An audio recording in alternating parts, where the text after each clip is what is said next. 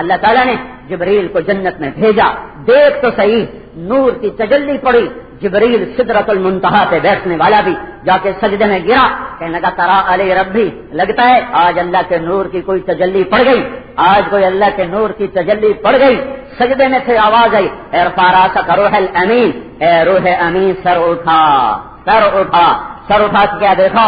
ایک لڑکی کھڑی ہے جس کے چہرے کے نور کو جبریل بھی تجلیات ربانی سمجھ رہا ہے۔ کہنے لگے سبحان الخالق، قربان جاؤں تیرے بنانے والے پر، جس کو جبریل دیکھ کے مست ہو جائے، جو پاک معصوم ہے، جس کی عورت کی خواہش نہیں ہے، جس خاوند کے لیے یہ لڑکی بنائی گئی ہے، اس خاوند کا کیا حال ہوگا جب اس کی نظر اس پاک بیوی پر پڑے گی؟ وہ کہنے لگے جبریل سے، کہنے لگی تجھے بتاؤں میں کس کی بیوی ہوں؟ تجھے بتاؤں؟ تو بتاؤ کہ میں کسی زید بکر کی نہیں ہوں، خلقت لمن آثر مرضات اللہ علی ہوا، جو فیصلہ بعد میں من چاہی چھوڑ کے رب چاہی پہ آ جائے گا، اللہ میرا اس سے نکاح کر دے گا۔ ہاں بھائیو، کب تک اپنی مانو گے؟ کب تک اپنے مزے سے چلنا چاہو گے؟ میرے رب کی قسم، اپنی خود ساختہ راہوں میں کانٹوں کے سوا کچھ نہ پاؤ گے۔ اللہ اور اس کے رسول کی روشن شاہراہ میں پھولوں کے سوا تمہیں کوئی چیز نہ ملے گی۔ تمہارے راستے پر پیش ہیں، اللہ کے نبی کا راستہ سیدھا ہے، تمہاری راہوں میں رات ہے، کھاٹیاں ہیں، کانٹے ہیں، اللہ رسول کی راہ میں دن ہے، سویر ہے، بہار ہے، کلیاں ہیں، پھول ہیں، چمن ہے، محبتیں ہیں، الفتیں ہیں، معراج ہے، اللہ کی ملاقات ہے۔ دنیا کی راہوں میں ذلتوں کے سوا کچھ نہیں، اندھیروں کے سوا کچھ نہیں، ناکامی کے سوا کچھ نہیں۔ وہ کیا بادشاہی جو چھن جائے، وہ کیا وزارت جو چلی جائے، وہ کیا ملیں جو تقسیم ہو جائیں، جس پر اولادیں لڑ رہی ہوں، وہ کیا گھر جس پر بیٹے لڑ رہے ہوں، بیٹیاں لڑ رہی ہوں، عدالتوں میں مقدمے چل رہے ہوں، وہ کیا زمینیں جس پر اولادوں کی لڑائی چل رہی ہو۔ ہارون رشید غمگین بیٹھا، چہرہ فق۔ ایک آدمی نے کہا امیر المومنین، آپ جیسا خوش قسمت دنیا میں کوئی نہیں، آپ کیوں غمگین ہیں؟ کہ جو غم مجھے ہے دنیا میں کسی کو نہیں ہے۔ کہ کیوں؟ کہ میں دیکھ رہا ہوں میرے مرنے کے بعد میری اس وسیع سلطنت پر میرے بیٹے آپس میں لڑیں گے اور ایک دوسرے کی گردنیں کاٹیں گے، اور مجھے لگتا ہے میرا بیٹا مامون میرے بیٹے امین کی گردن پہ چھری چلا دے گا اور تخت پہ قابض ہو جائے گا۔ ہائے ہائے، کیا سلطنت ہے جو بھائی کو بھائی کے سامنے کھڑا کر دے، گلے پہ چھریاں چلا دے۔ ہاں ہاں، آؤ تمہیں ایک بادشاہی کا پتہ بتاؤں جس میں تمہارے سوا کوئی نہ ہوگا، تمہارا مد مقابل نہیں، تمہارا ٹکر کا کوئی نہیں، تم سے چھین نہیں سکتا۔ ایک عزت کا پتہ بتاؤں جس میں تمہیں الیکشن نہیں لڑنا پڑے گا، تمہیں ریڑھی سے اٹھ کر تمہیں مسند صدارت پہ نہیں آنا پڑے گا، مسند صدارت سے اتر کر اور تمہیں ریڑھی نہیں چلانی پڑے گی، ریڑھی والا ریڑھی پہ بیٹھ کے بادشاہ وقت تخت شاہی پر بیٹھ کر، عورت پردہ نشین اپنے گھر میں بیٹھ کر، بہت بڑے خزانوں اور ملوں اور فیکٹریوں کا مالک اپنی دولت میں بیٹھ کر، صبح ملی اور شام کو نہ ملی، اتنے فقر میں رہنے والا اپنے فقر میں رہ کر وہ عزتیں پا سکتا ہے کہ چشم تصور ان کو تو نہیں دیکھ سکتی، بزم تصور ان سے سج نہیں سکتی، تخیل تصور میں وہ چیزیں آ نہیں سکتی۔ میرے بھائیو، من اراد عزا بلا عشیرہ وغنى بلا مال ووجاہة بلا سلطان وہیبة بلا اخوان وہیبة بلا سلطان فلیخرج من ذل معصیت اللہ الی عز طاعت اللہ۔ حضرت علی کا فرمان سنو، جو عزت چاہتا ہو، خاندانی کوئی نہیں، سید کوئی نہیں ہے، بھائی سادات تو ایک بڑی عزت کی بات ہے، قریش ایک بڑی عزت کی بات ہے، عرب ایک بڑی عزت کی بات ہے، لیکن بھائی ایک آدمی مراسی ہے، ایک آدمی چمار ہے، ایک آدمی بالکل نیچ ذات ہے، کیا کرے؟ بے شک یہ اللہ کی عطا ہے، وجعلناکم شعوبا وقبائل، وہ اللہ کا اپنا نظام ہے، اللہ نے شعوب بنائے، قبائل بنائے، پھر قبیلہ عرب کو سب سے افضل بنایا۔ ان اللہ اختار العرب، ان اللہ تخیر القبائل فاختار العرب، اللہ نے قبیلوں کو چھانٹا، اس میں سے عرب کو منتخب کیا، تخیر العرب فاختار قریش، پھر اللہ تعالیٰ نے قبائل عرب کو دیکھا، فاختار مدر، اس میں سے مدر کو چھانٹا، تخیر مدر فاختار قریش، پھر اللہ تعالیٰ نے مدر کو دیکھا، اس میں سے قریش کو چھانٹا، تخیر قریش فاختار بنی ہاشم، پھر اللہ تعالیٰ نے سارے قریش کو دیکھا، اس میں سے بنی ہاشم کو چھانٹا، تخیر بنی ہاشم، پھر اللہ تعالیٰ نے بنی ہاشم کو چھانٹ چھلنی میں ڈال چھانتے 4000 برس کے بعد اللہ نے ایک موتی نکالا جس کا نام محمد الرسول اللہ رکھا. موتی کہنا بھی آپ کی شان میں کمی ہے. آپ کو ہیرے سے موتی سے تشبیہ دینا یا آپ کی شان میں بڑھوتری نہیں. مجھے کہو موتیوں جیسا تو میری عزت بڑھے گی, لیکن میں کہوں میرا نبی موتیوں جیسا تو میں نے اپنے نبی کی شان کو مٹا دیا. موتی میرے نبی جیسا, ہیرے کی چمک میرے نبی کے چہرے جیسی, موتی کی سفیدی میرے نبی کے چہرے جیسی, نہ کہ میرا نبی موتیوں جیسا ہیروں جیسا. اللہ تعالیٰ نے ساری, اور جسے حسانیوں کہے ہیں, خلقت مبرئا من كل عیب کأنک قد خلقت کما تشاء, کأنک قد خلقت کما تشاء. حسان وہاں پہنچے ہیں تعبیر میں, تشبیہ میں, اوہو تخیل میں. ساری دنیا کے ناطقان اکٹھے ہو جائیں, اس ایک بیت کو نہیں پہنچ سکتے.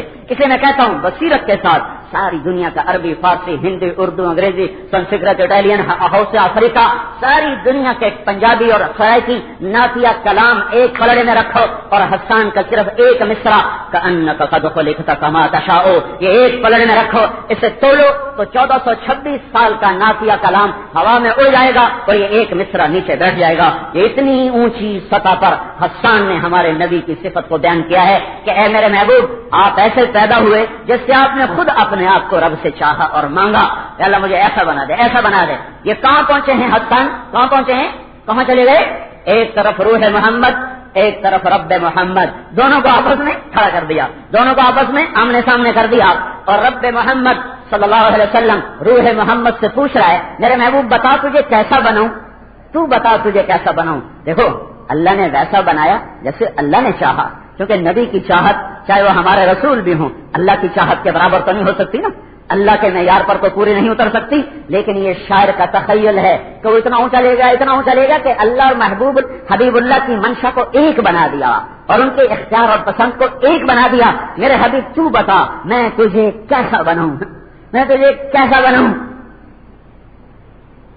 تو اللہ نے کأنک قد خلقت کما تشاء, کأنک قد خلقت کما تشاء, بتا بتا تجھے کیسا بناؤں.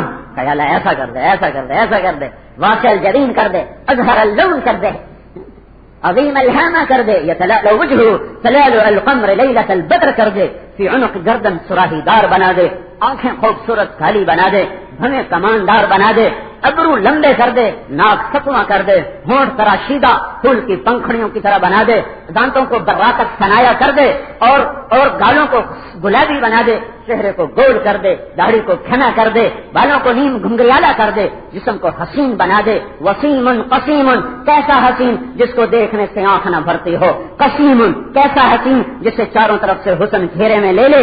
یہ اللہ کا انتخاب, یہ اللہ کا انتخاب. اللہ نے ایسا بنایا کہ بس پھر سارے قلم توڑ دیے, سانسیں توڑ دیا, ایسا نہ بنے گا, نہ بن سکتا ہے. اس لیے اما عائشہ نے کہا اوہو مصر کی عورتوں نے یوسف کو دیکھ کر ہاتھ کاٹے, میرے محبوب کو دیکھتی تو سینے چیر کے بیٹھ جاتی. سب سے اعلیٰ وہ تو خاندان ہے, ہم اس کا مقابلہ نہیں کر سکتے. اے ہے ایک دفعہ ایک بلخ میں قحط پڑا, بلخ میں قحط پڑا. حضرت علی کی اولاد سے ایک خاتون خامن مر گیا, بچوں کو لے کے سمرقند پہنچی. سمرقند کے والی سے ملی, کہا کہ میں آل رسول میں سے ہوں, میرے بچے بھوکے ہیں, مسجد میں پڑے ہیں, چھپنے کو جگہ نہیں, مجھے کوئی جگہ چاہیے.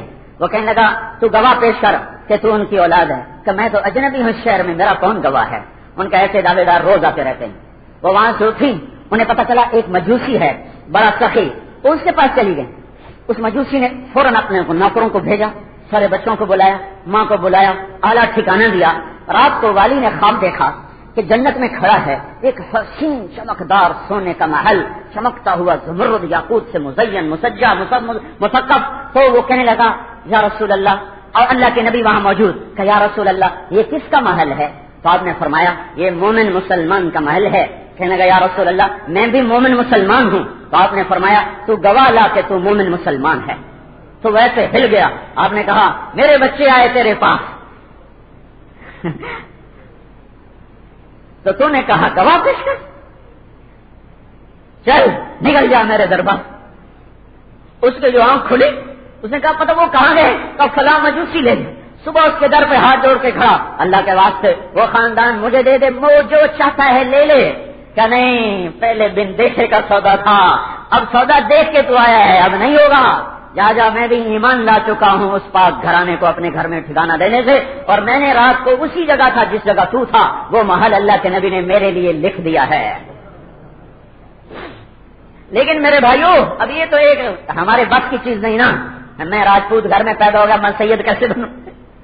ہاں لیکن ایک طریقہ بتا رہا ہوں، من اراد عزا بلا عشیرہ، غنن بلا مال، ہیبتن بلا سلطان، وجاہتن بلا اخوان، جو عزت چاہتا ہو خاندانی نہیں، جو ہیبت چاہتا ہو بادشاہ نہیں، جو مال چاہتا ہو پیسہ کوئی نہیں، جو اپنی وجاہت چاہتا ہو سپورٹر کوئی نہیں، ووٹر کوئی نہیں، مقام کوئی نہیں، کیا کرے؟ فلیخرج من ذل معصیت اللہ الی عز طاعت اللہ، اللہ کی نافرمانی کی ذلت کی راہیں چھوڑ دے، اللہ اس کے رسول کی فرمانبرداری کی راہوں پر آ جائے، عزت ملے گی، خاندان کے بغیر مال ملے گا، فیکٹریوں کارخانوں کے بغیر وجاہت ملے گی، سپورٹروں کے بغیر ہیبت ملے گی، طاقت کے بغیر چیزوں کے بغیر ہیبت دے گا اللہ، عزت دے گا اللہ، شہنشاہی دے گا اللہ۔ راستے میں لوگ کھڑے ہوئے، سارا مجمع کھڑا ہوا، ابن عمر پہنچے، کیا ہوا؟ کہ جی شیر بیٹھا ہے، جانے کا راستہ نہیں، آنے کا راستہ نہیں، گھوڑے سے اترے، سیدھے شیر کے پاس گئے، سیدھے جیسے کوئی پالتو کتے کے پاس جا رہا، کان سے پکڑا، ایک تھپڑ مارا، کہ اگر تیرا کوئی رزق ان لوگوں میں سے ہے اٹھا، نہیں ہے تو دفع ہو جا، ہمارے راستے کو بند نہ کر۔ شیر نے کتے کی طرح دم دبائی اور میاؤں میاؤں بلی کی طرح کرتا ہوا راستہ چھوڑ گیا۔ تو ابن عمر نے فرمایا، سچ کہا میرے رب نے، جو اللہ سے ڈرے گا سب اس سے ڈریں گے، اور جو اللہ سے نہیں ڈرے گا ہر چیز اس کو ڈرائے گی۔